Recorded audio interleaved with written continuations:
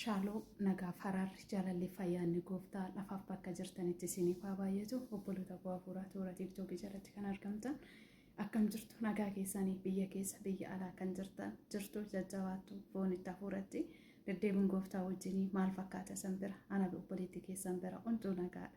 Olmaan guyyaan har'aa guyyaa sanbataa ana bira hunduu nagaadha. Gooftaan maqaan isaa ulfaatu baga nagaa taatan baga jiraattan isiniin jechuutiin jaaladha. Baay'ee tokko isin yaadiira.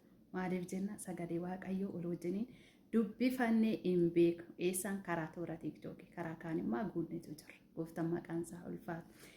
Sagalee waaqayyoo tokko immoo qabadhee gara keessan dhufeetiin jira. Isiniif wal wajjiniin dubbifan. Anaafis isiniifis sagalee waaqayyoo jireenya waan ta'eef sagalee waaqayyoo inni jiraatadha waan ta'eef Ibroota 4:12 irratti sagalee waaqayyoo jiraatadha. Humna hojjetuuf of keessaa qaba.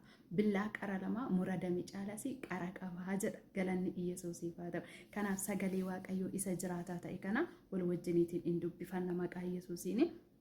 Akka kana jedha Iyyesuus itti fufee isin warri itti dhamaatanii dadhabdan ba'an kan isinitti ulfaatu hundinuu gara koo koottaa ani boqonnaa isiniifin kennaa. Ameen. Maqaa waaqayyoo eebbifamu. Ila akka kana jedha Iyyesuus itti fufee isin warri itti dhamaatanii dadhabdan ba'an kan isinitti ulfaatu hundinuu gara koo koottaa ani boqonnaa isiniifin kennaa. Haleluuyaa. Maatiyoos boqonnaa 11:28 irraa argachuutii dandeessu. Lafa kanatti gooftaatu iyyuu waamicha gochaati jira. Gooftaa Yesuus Kiristoostu akka kana jedhe isin warri ba'aan isinitti ulfaati. በአማርኛ ይሄን ቃል የምታነቡት ወንጌል ማቴዎስ ምዕራፍ 11 ቁጥር 28 ላይ እንደዚህ ይላል ቃሉ እናንተ ሸክም የከበደባችሁ ሁሉ ወደ እኔ ኑ እኔም አሳርፋችኋለሁ። ሃሌሉያ ክብር ለጌታ ለኢየሱስ ክርስቶስ ይሁን። አከ ከነ ጀዳ isin warri ba'aan isinitti ulfaate itti amaatanii kan dadhabdan ሃሌሉያ gara koo ta'ee jedha.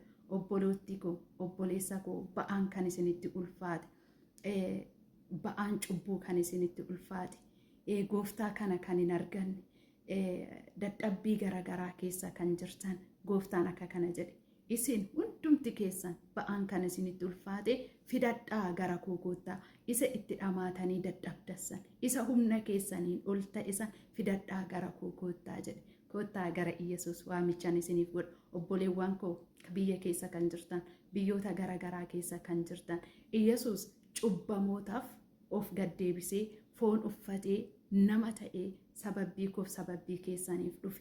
Kanaafi maal jedhe isin warri ba'aan isinitti ulfaate nuun jedhe gooftaan cubbuu jibba malee cubbamaatii hin jibbu. Ani obboleettiin keessan nama cubbamtuu nama tarree namaa dhaabbachuutii hin dandeenye garuu karaa gooftaa kan hin yaadatan karaa Iyyesuus kan hin jaalatan cubbuu koo dhiiga isaatiin kan hin miiccadhe birmaduu kan hin ba'e kara sagalichaa kana kara dhugaa kana kara Iyyesuus waamichaan isiniif godha. Rakkina keessa kan jirtan waanjuu garbummaa jala kan jirtan furmaata kan dhabdan ba'aan kan isinitti ulfaate gara Iyyesuus koottaa boqonnaa argattu.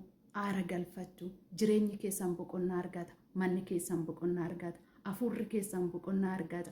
Iyyesuus Kiristoos isin jaalata isiniin jechuudhaaf dhaloonni sagalee kana dhageessan obboleewwan dubbii kana dhageessan koottaa gara Iyyesuus boqonnaa argattu koottaa gara Iyyesuus jireenya argattu koottaa gara Iyyesuus gara du'aatii gara jireenya bara baraatitti. Iyyesuus Kiristoos gooftaa ኢየሱስ ያድናል ይታደጋል።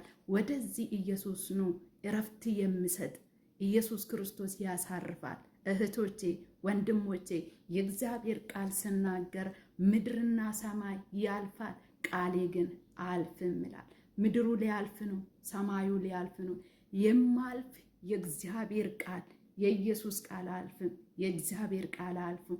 ኑ ወደዚህ ጌታ ኑ ወደዚህ እረፍት ጥሪ ያደርግላችኋለሁ። ዛሬ ይሄንን ድምጽ ለምትሰሙት ሁሉ እህቶች ወንድሞች ታላላቆች ታናናሾች ኑ ወደዚህ ኢየሱስ ኑ ወደዚህ እረፍት እግዚአብሔር ያሳርፋችኋል።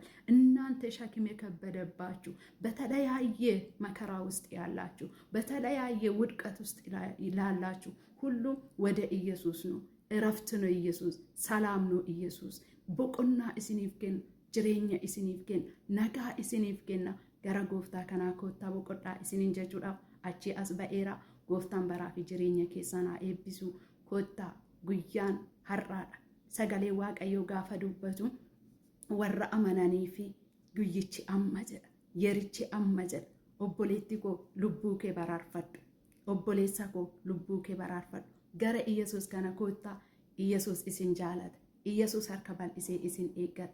Carraa isiniif kennee isin eeggata. Mootummaa Waaqayyoo dhiyaatetu jira waan ta'eedhaaf. Guyyichi raawwatameetu jira. Ati yaa isa raftee jirtu dammaqi, warra du'an keessas ka'e, Kiristoos siif ibsa jedhamee caafameera. Koottaa gara ifaa, koottaa gara jireenyaa isiniin jechuun jaaladha. Baay'een isin jaaladha, isin kabaja, iddoo guddaan isiniif qaba. Iyesuus immoo ana caalaa isin jaalata, iddoo guddaa isiniif qaba. Harka bal'isee gooftaan isin eeggachaatii jira. Koottaa gara Iyesuus. Eebbifamaa. Shaaloom.